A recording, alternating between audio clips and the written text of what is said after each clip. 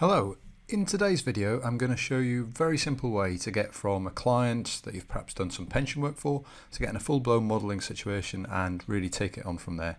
And we're going to look at a few different things, including comparing minimum, modest and comfortable income levels and things like that. But let me just step through what I've got so far and we'll pick it up from there. So this is a client that, as I say, I've done a bit of pension work for. So they're already on the system. If we look at the plans,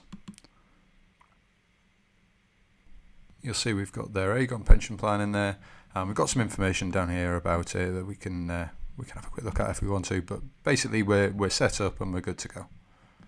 If we have a quick look under current and future income, both of these are created automatically by the system. So the current salary and the state pension. The current salary defaults to a national average earnings. So I've just updated it a little bit just by double clicking it and entering in the client's actual income, and that's all I've done. So from here what we're going to do is we're going to look at modelling for this client as things stand.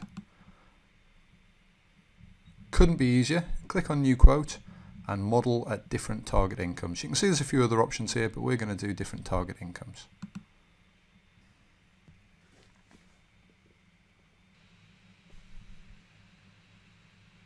Excellent. And what you can see now, the system has modelled 3 different scenarios with different levels of income just based around their current salary. So you can see straight away that option 1, they're achieving target, option 2, they're going to run out of money around age 80, and option 3, 74. So what we can do, the system's filled all this in for us. We can go back and make tweaks if we want. Let's just have a look and see what the system did. Okay, so there's option 1. I'm going to go to option 2, and there's a reason for that. If we look at option 2, so basically it's set the target income for half of their current salary. It's then gone either side of that for option 1 and option 3. And you can see you can make changes here, you can add in goals and do all the things that you would normally do in a retirement modelling quote, but the system's set up the template for you, and it's a real time saver, and it gets you straight to a picture of what their retirement might look like. Obviously in our case we had a shortfall on options 2 and 3. As it turns out the client's actually got an ISA as well, so let's add details of that in and see where we go. Okay, add current plan, and it's an ISA, stocks and shares ISA, with Halifax, and it's worth 50,000. Excellent. And we'll go back to our results. Okay, so there's still a shortfall on options 2 and 3, but obviously it lasts a lot longer into retirement now, 88 and 79 for that one. So the names option 1, 2 and 3 perhaps don't mean anything to the client, so what I'm going to do now is a real clever feature in the system. I'm going to create a custom panel, which I can then create as a covering letter. I can attach to an existing report, do all sorts of things with it. It's really important to stress at this point that we'll help you do this. It's not the sort of thing that you're going to be doing all the time in the system, the sort of thing you might set up once and forget how to do it or whatever else. But don't worry, I'm going to step through it here, but also feel free to give our support team a call and they'll happily help you set up something similar in your own system. Okay, enough waffle, let's dive in and do it. What I'm going to do is I'm going to create a new dashboard and a totally blank one and start from scratch. I'll give it a name, and this is going to be our covering letter.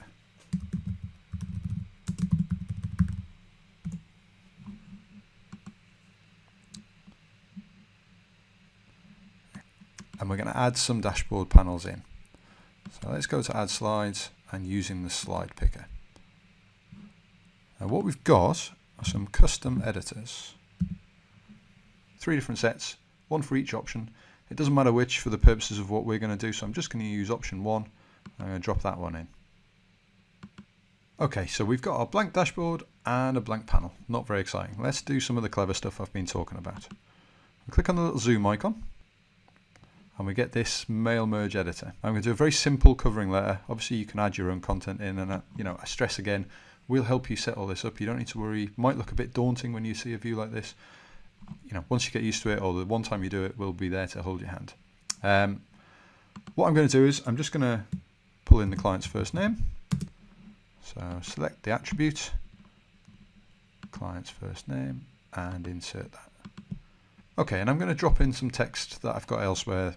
Basically, you can do this from anything, so from a Word document, that's all I'm doing here. Right click and paste, and we've got the 3 options in there. We'll just tidy it up a little bit so it looks a bit nicer. And you can see what we're trying to convey here. So the message that the system has automatically done these 3 different target levels, option 1 being minimum, option 2 being a modest income, and option 3 being comfortable. You can see we've got hard-coded numbers in there. Let's tidy that up. So if I come into here again where we pick the client name, but this time pick target income option 1. You can probably guess what the next one's going to be. Target income option 2 and target income option 3. There we go. Obviously you can write a lot more content in this covering letter. This is just a very simple example to show you the premise. If I come out of that, you'll see now we've got this panel down the bottom that talks about what these 3 options are. Okay, now we've created our covering letter. Obviously you're going to want to print it.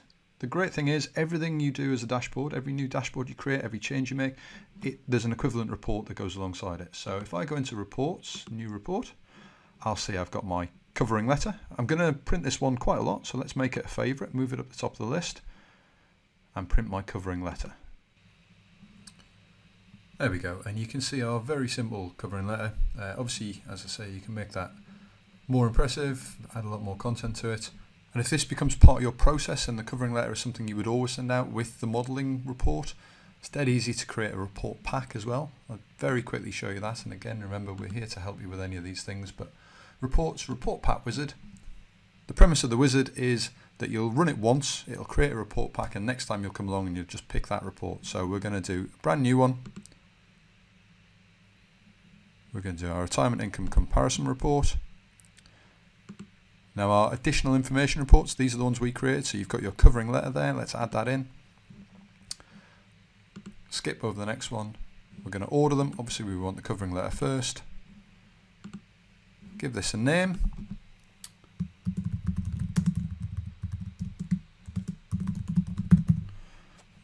We're going to make it a favourite so it always appears in the list, and let's print one of these now as well. There we go, we've now got our covering letter followed by the income comparison report. So obviously we've gone through quite a lot of steps there to get to this point. I just think it's worth recapping just to show you how simple that actually is from start to finish once you've created that, or once we've helped you create that. We're in a client, we've entered some basic information about them, perhaps we've done a switch already, we've updated their current income, we're going to go new quote and model different target incomes.